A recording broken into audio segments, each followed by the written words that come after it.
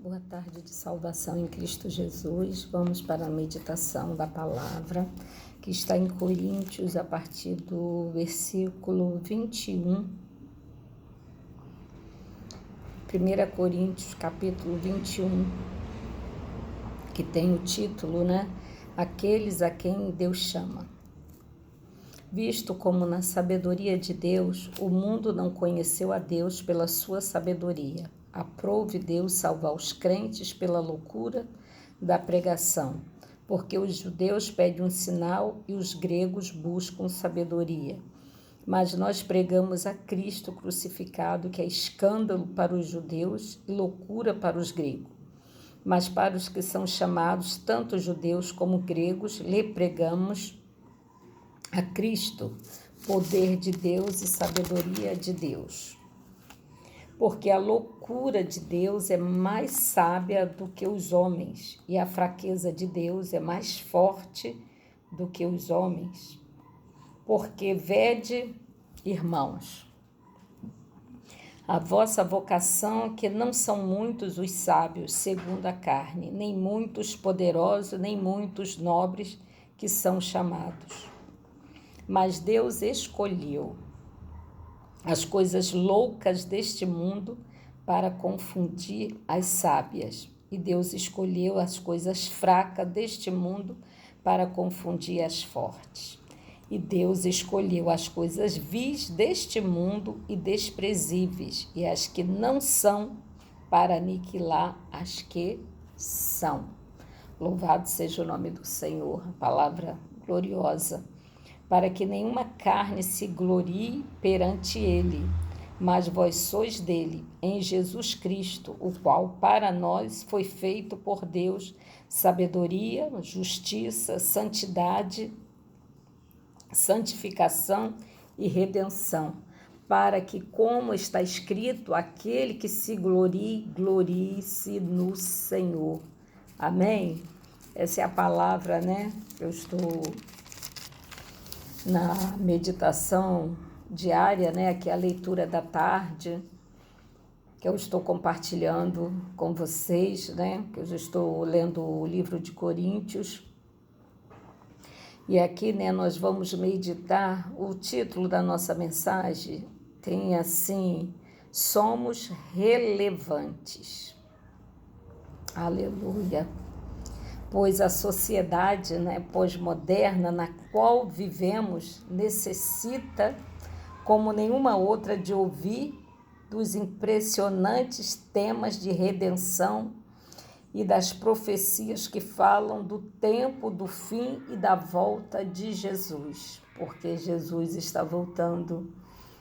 Ontem mesmo teve um sinal no céu, a qual um arco-íris se formou um círculo sobre o sol. É normal, depois que chove, aquelas chuvas de verões, que o sol abre, depois o arco-íris se abrir. Mas em círculo eu nunca vi.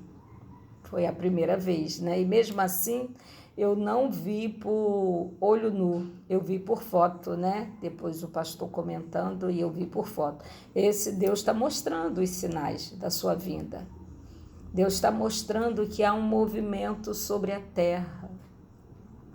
Porque todos nós estamos percebendo que a sociedade tem mudado completamente. Os valores têm sido detonados, têm sido transformados pelo homem. Não é que Deus tenha, não, porque a Bíblia é o nosso manual de fé, é a nossa bússola, E Deus é a célula máter, A família é a célula máter da igreja criada por Deus.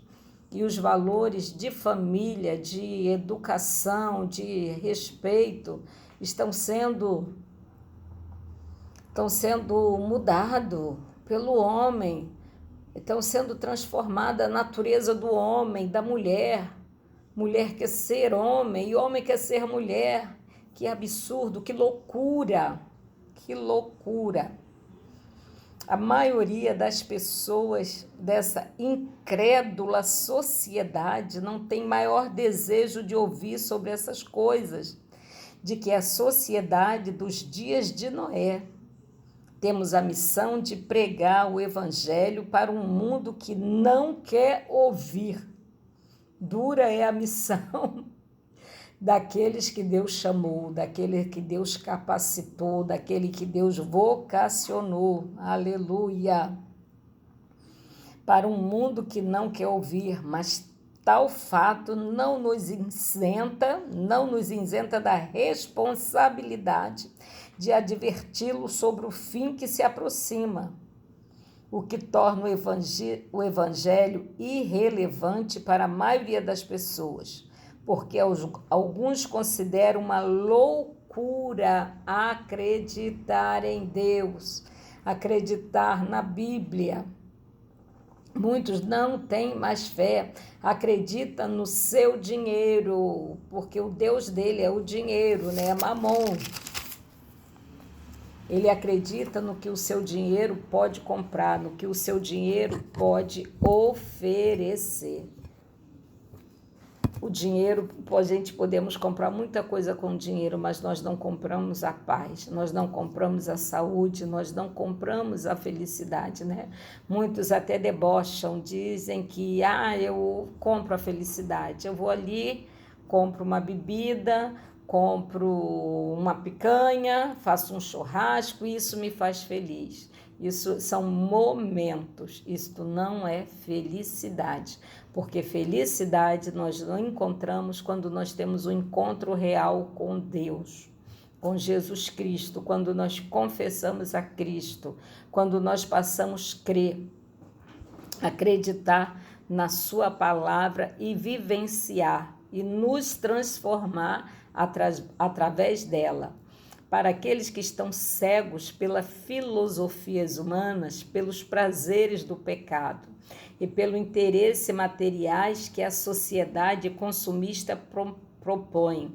É loucura acreditar na Bíblia, na religião que ela apresenta e no final dos tempos que ela anuncia, porque tanta indiferença.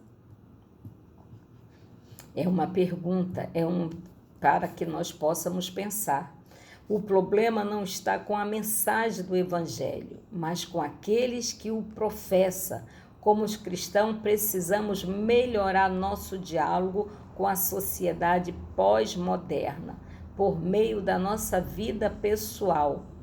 Uma cristã verdadeira nunca deixa de comunicar Cristo, mesmo para a mente mais cética do mundo. Aleluia! É difícil nós falarmos de Jesus, né, para pessoas que não acreditam. Eu até respeito todo mundo, a opinião de todo mundo, mas sempre eu falo do Deus que transformou a minha vida, do Deus que me fez ser diferente, do Deus que me deu paz, do Deus que me deu a felicidade, a segurança, porque Ele é o nosso seguro, bem presente na hora da angústia.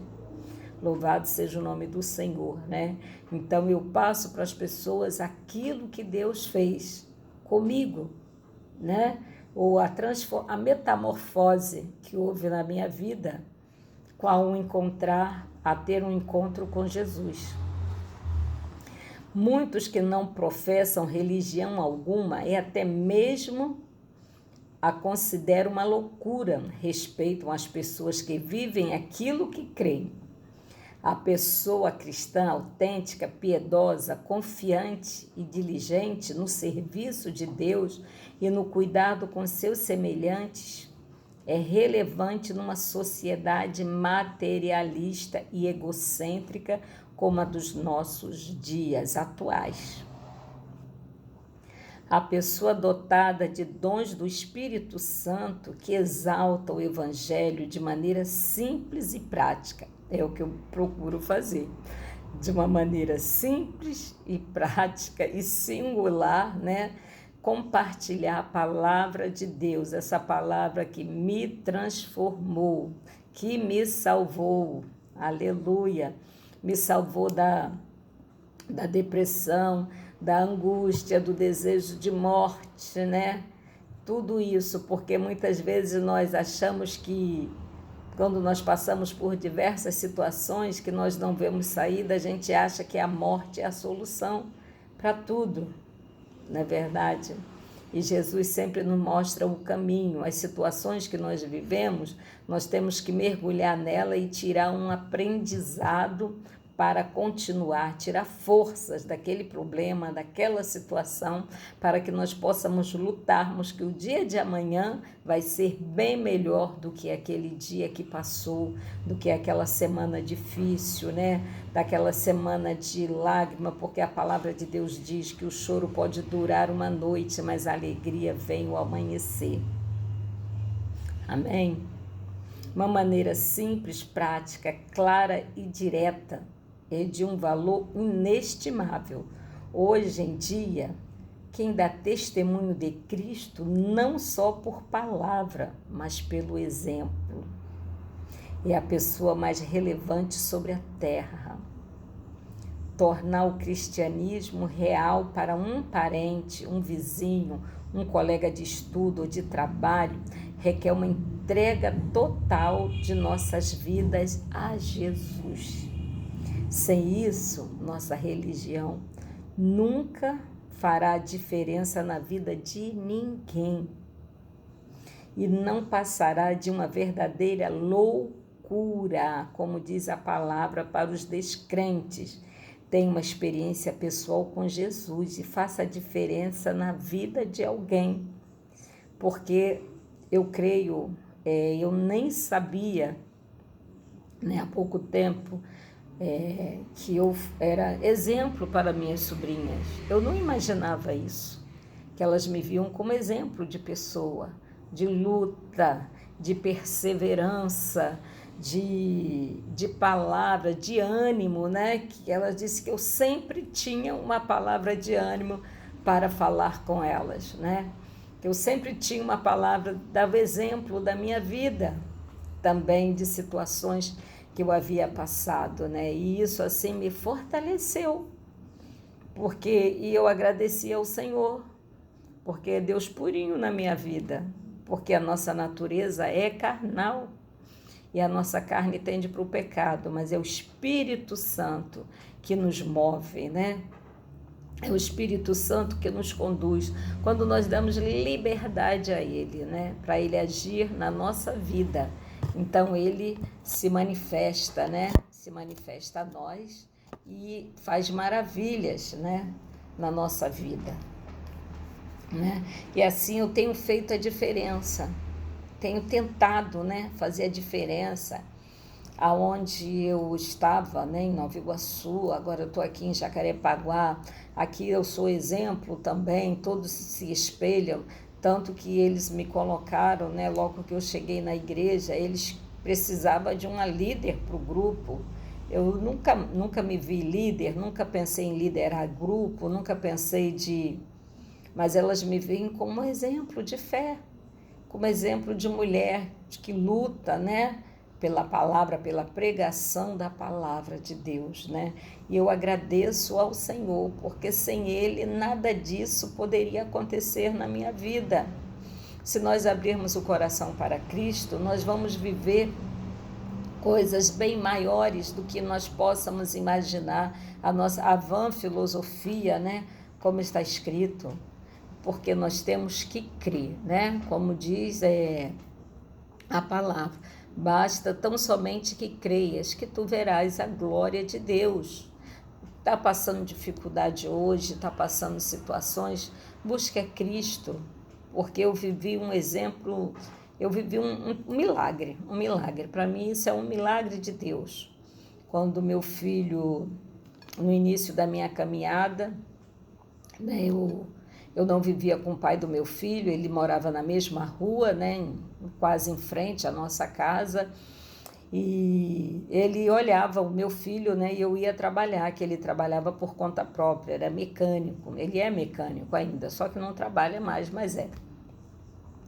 E eu passei a responsabilidade dele de olhar o Gustavo enquanto eu estava trabalhando. E um certo dia eu cheguei do trabalho, né, que eu saía de casa às 4h30 da manhã, que eu morava em Nova Iguaçu e trabalhava ali na Washington Luiz, na Petrobras, ali na Reduc.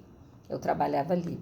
Ali tem um monte de empresas ali dentro daquele complexo da Reduc, da Petrobras, né? Eu trabalhava numa empresa lá chamada Texaco. Trabalhava na cozinha. E eu cheguei em casa, era 8 horas da noite. E quando eu saltei do ônibus, ele estava num bar na esquina, sim, que era o ponto do ônibus. Aí ele olhou para mim, né? Eu olhei para ele olhou para mim, né? E quando eu ia perguntar pelo Gustavo, ele que perguntou a mim pelo Gustavo. E aquilo já me enfureceu, porque eu falei para ele, eu saí 4 horas da manhã, 4h30 da manhã de casa, o Gustavo ficou sob a sua responsabilidade. Você que tem que me dizer aonde está o Gustavo. E fui andando, não disse nada, porque aquilo já me enfureceu. Mas ao mesmo tempo que me enfureceu, quando eu cheguei em casa, né, já 8 horas, já estava escuro, assim, já era noite, e eu não conhecia muito lá o meu bairro, porque ali para mim era dormitório, né? Eu saía de manhã para trabalhar, só chegava de noite, né? E quando eu estava em casa no sábado, no domingo, era para cuidar das coisas de casa, né? Então eu não tinha tempo de circular pelo meu bairro, então eu não conhecia muito o meu bairro. E depois eu fui conhecer através do evangelismo, né, da caminhada. E eu dobrei o meu joelho no quarto e eu comecei a chorar. Falei, Jesus, aonde que eu vou procurar o meu filho? Senhor, traz o meu filho de volta, mas isso aos prantos, falando com Jesus aos prantos, né? Senhor, tem misericórdia de mim, né? E comecei a clamar ali naquele clamor, em meio às lágrimas, naquela angústia, naquela dor, no cansaço do trabalho, que eu tinha que fazer janta e tudo, né? Ver a roupa dele da escola, ver o dever dele da escola para outro dia, né? Que outro dia de trabalho. E eu ainda não tinha acabado de sair do meu quarto ainda, né, naquela agonia. Aí o meu filho foi chegando. Ele já gritou do portão, que ele viu a luz acesa. Mãe, você me chamou? Você chegou? Aí eu falei, chamei sim, filho, chamei. Aí ele falou assim, mãe, eu ouvi você me chamar. E depois o lugar que ele estava era muito distante. Ele jamais ouviria a minha voz. Então, quer dizer, isso é o cuidado de Deus, né? Deus fez a minha voz, né? O meu clamor, né? Fez meu filho ouvir a minha voz chamando ele. E ele veio para casa. E eu glorifiquei ao Senhor, abracei meu filho, né? E adorei ao Senhor. Porque o desespero era grande. Meu filho só tinha 9 anos e meu filho é bênção na minha vida. Deus me deu meu filho, assim, eu vejo meu filho. Deus escolheu meu filho no meu ventre, porque no meu desespero, na minha angústia, eu clamei ao Senhor que eu queria um motivo para viver, que eu já não tinha mais motivo para viver, né? E nisso eu conheci o pai do meu filho, né? E eu disse para ele que eu queria um filho, que eu pedi ao Senhor um filho. E eu engravidei, me envolvi com ele, né? Só que não deu certo o relacionamento e Deus me deu esse filho, né?